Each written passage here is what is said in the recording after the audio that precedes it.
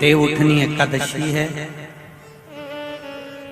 संपूर्ण भारत की भूमि पर, संपूर्ण विश्व में आज भगवान कृष्ण, शालिग्राम जी भगवान और तुलसा मैया का मंगल विवाह हो रहा है।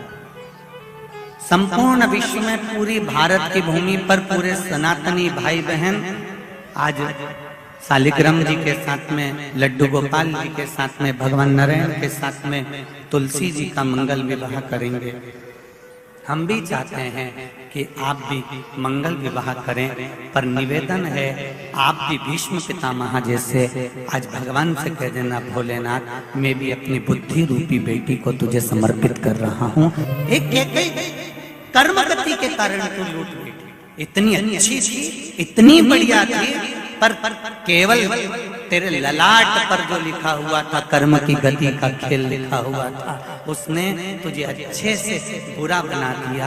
मेरा निवेदन भीकन गांव की इस पावन धरा से, घर घर में चल रही शिव महापुराण से, आस्था चैनल फेसबुक पे सुन रहे सारी बहू बेटियां और माताओं से कि ना सास बुरी होती है ना बहू बुरी होती है। सास नहीं चाहती कि मैं कोई अपशब्द बोलूं, वही बहू भी नहीं चाहती कि कोई अपशब्द बोलूं, पर ललाट पर जब कर्म गति उल्टी पड़ती है तो अपने आप जिह्वा से अपशब्द निकल ही देती है। यह कर्म गति। अब ऐसे समय पर क्या करोगे आप?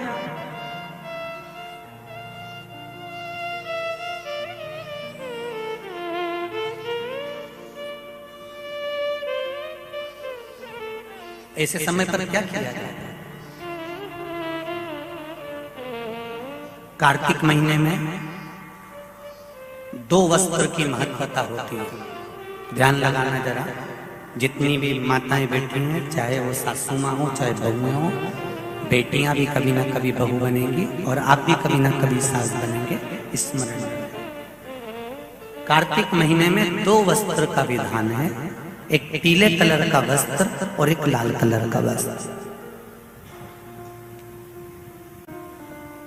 एक पीला वस्त्र है, एक लाल वस्त्र।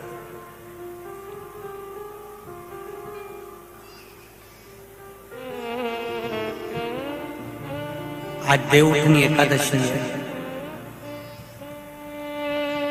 ऐसी कोई माता नहीं होगी जो अपने घर में तुलसी जी का पूजन नहीं करे।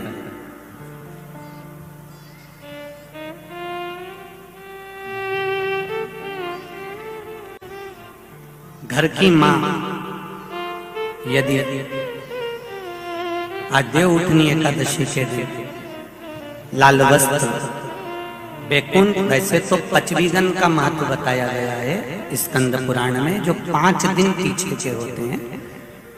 आंवला नवमी से जो क्रम 25 का चालू होता है, पूर्णिमा तक, बैकुंठ चतुर्दशी के क्रम तक, उसका जो महत्व, इन 5 दिनों की महत्वता वैसे स्कंद पुराण में कही गई है, पर आप समझें उसको। लाल वस्त्र अगर कार्तिक महीने में तुलसा महारानी पर ओढ़ाया जाता है और वही वस्त्र बाद में रख लिया जाता है संभाल कर, तो उस घर में किसी कर्म गति के कारण भी अगर अपशब्द निकल रहे होते हैं तो वो अपशब्द वो वस्त्र रोक लेता है। वो वस्त्र रोकता है। कौन सा वस्त्र? लाल वस्त्र। पीला वस्त्र इन 5 दिन में अगर तुलसा महारानी को चढ़ाया जाता है और उसको रखा जाता है, तो जिस नारी के गर्भ से संतान नहीं भी हो रही होती है, उसके कक्ष में अगर वो वस्त्र कुछ दिन तक रखा रहता है तो ये निश्चित आती है कि गर्भ ठहरता जरूर है। ये पीले वस्त्र की और लाल वस्त्र की महत्वता कार्तिक महीने में। अब कई माताएं कहती हैं कि हमारे पास में लाल वस्त्र नहीं है, हमारे पास में इतना नहीं है, तो लाल कलर का लच्छा भी तो आता है, नाड़ा। बोलो आता है कि नहीं आता? लाल तुम्हारे घर में सिलाई करने का लाल कलर का धागा तो होगा, होगा ना कि नहीं होगा?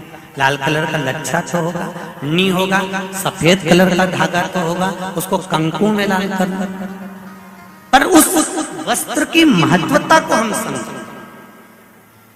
जैसे बांस की पिटारी में, ये तो तुम लोगों की परिभाषा है। आजकल की माताएं तो सुहाग का सामान प्लास्टिक की टोकरी में रख कर देती हैं, पर हमारे यहाँ नहीं लिखा कि प्लास्टिक की डलिया में सुहाग की सामग्री दो। हमारे यहाँ कहा कि जो वंश बढ़ावे, जो वंशकार होते हैं ना, बांस बनाने वाले होते हैं, वंशकार होते हैं, इनको तो तुम्हें रोज धन्यवाद देना चाहिए। जो बांस का टोकरी बनाते हैं, सुपड़ा बनाते हैं, बांस का सामान बनाते हैं। आज भी विवाह में हमारे यहाँ मंडप भी बांस का होता है, सुपड़ा भी बांस का, डलिया भी बांस की। सबसे पहले खलमट्टी अगर आती है, शादी के ब्याह में सबसे पहले मिट्टी आती है, तो बांस की टोकरी में आती है। एक नियम है।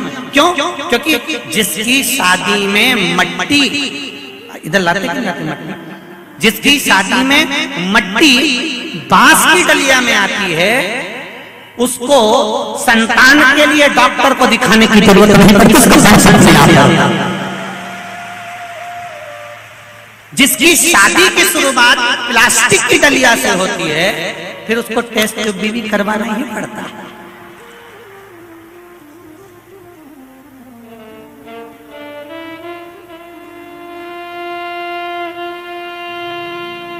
ये कुछ हमारे शास्त्रों के नियम है। अब आप उसको समझो ना समझो, चाहे उसके ऊपर हंसो, चाहे कुछ भी कहो।